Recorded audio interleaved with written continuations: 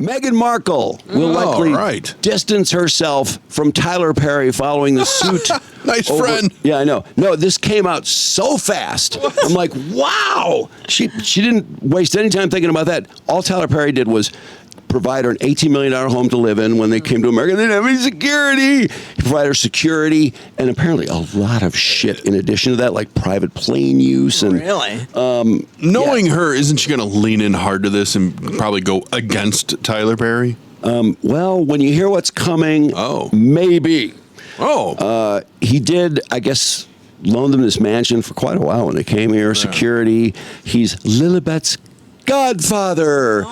So what, is she going to go to court and have him removed as Godfather? Probably. But the quote said, as far as her brand goes, he's presented as their closest friend. He used to come up a lot. Not so much lately, but at this point, he could damage the brand, which is there's nothing more important to Meghan than the brand. And no one damages it more than her. Sleuths have discovered the source of Meghan's as-ever tea bags. Did you see this today? Yes. Yeah, she gets tea bags from this company in California, Republic of Tea, for one. She marks up the price 3 times. She just gets it from Republic of Tea, triples the price, and sells it. The same tea bag? Or is she remixing? It sounded like the same. No, she doesn't remix it. She might slap her name on it. Hey, she's a businesswoman, guys. She learned it from her podcast. Republic of Tea should It's sue. shipped from their location. I guess they don't care because she's buying lots of tea, so they don't care. Yeah, she's moving their At tea. her price, she's tripling it, which is her business. But they're shipping it out of their place. But why should anyone pay triple the price for the tea? Because it has her name on it.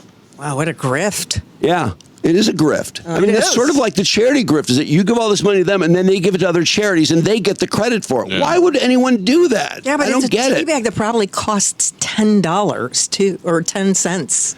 And she's, how much? I don't know what the tea costs. They sell their tea retail, though. It's not like their tea is just, we just sell it in giant quantities. She's just buying it direct from them, tripling the price, and shipping it out. Yeah. Someone in the Times was analyzing all of her brand products. Oh, it'll be interesting to hear about. So as for Tyler Perry, it turns out it's going to be real easy for her to distance herself from Tyler Perry because things weren't going very well with Tyler Perry, as we find out from Amber Expose and her YouTube channel. Back in 2020, when Harry and Meghan left the royal family behind, Perry was the guy who stepped in when nobody else would. He gave them the keys to his $18 million Beverly Hills mansion, covered their security, paid their bills, and essentially made sure they had a soft landing in America. At the time, it looked like a generous move from a friend who understood the pressure of fame and public scrutiny. But what we didn't see behind the scenes was how that friendship slowly turned into a one-sided transaction that Perry says left him emotionally and financially drained. And that's what made his speech at the BET Awards so shocking. Perry didn't name Meghan directly, but he didn't need to. He told the story of offering someone his home, his help, and his heart, only to be ghosted once they got what they needed. Whoa! Gee, who else Some could folks it be? borrow blessings like they're owed, but never return the favor, he said. The camera didn't pan to anyone, but if you knew the history, you knew exactly who he meant. Behind closed doors, Perry had reportedly been biting his tongue for years, but this time, something snapped. Sources say it started when Meghan requested access to his private jet, a simple favor, she called it, without any discussion of logistics or cost.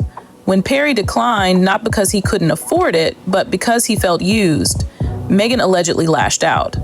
That moment, he told insiders later, was the turning point. Wow. What started as a favor between friends had turned into a pattern of entitlement, and Perry wasn't the only one feeling that way. According to multiple sources close to him, staffers, colleagues, and even producers began warning him behind the scenes. Meghan doesn't repay favors. She accumulates them like social currency and then cuts people off when they stop serving her narrative. At first, Perry ignored the whispers. He genuinely believed he was helping 2 people in need, but as time passed, as the Netflix and Spotify deals rolled in, as the millions stacked up and the gratitude stayed silent, it became clear there was no plan to give back. The moment Perry took the stage that night, he wasn't just telling a story. He was making a statement that even the most generous people have a breaking point, and when they reach it, they're done being quiet.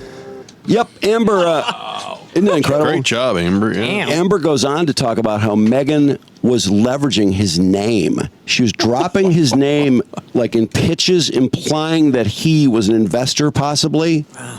And it's like, fuck that. She's nuts. She is nuts. I gotta say, I couldn't believe when they took a home from him and secured him. I'm like, why? They have money. Yeah. Uh-huh. He inherited $25 million from his mother. Why would anyone?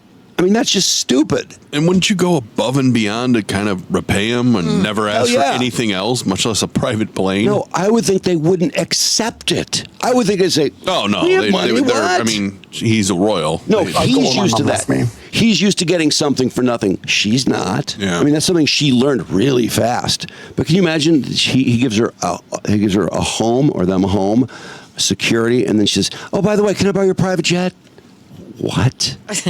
You fucking bitch. And then gets $100 million from Netflix, $30 million from Spotify, and nothing. I mean, it's a one-way relationship, isn't it? But that's how it works with her. Wow. So yeah, I don't know how they'll throw him under the bus. Maybe they'll just stop referring to him as the Godfather, but I don't think he really wants to be the Godfather anyway. Well, nobody does. I know. We've talked about this. What a pain in the ass is to be named the Godfather, because, I mean, what happens when the kid's like 20 or something and you live in another area where you're supposed to just still do shit? They're on their own. Come on. How much can they expect? No, I know a lot of people we were talking about. Well, we talked about this in the show. How people are named Godfather and then circumstances change. It's like, oh, fuck, what do I do? I don't hate this kid, but I'm not really friends with him anymore. Anyway, poor Meghan.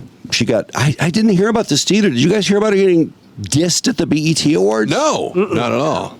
Why wasn't that front and center? I mean, I think that would have been everywhere. Odd thing for someone to say at the BET Awards. I mean, it's very generic, like it could be about anyone, but I believe she's probably right. So Meghan strikes again.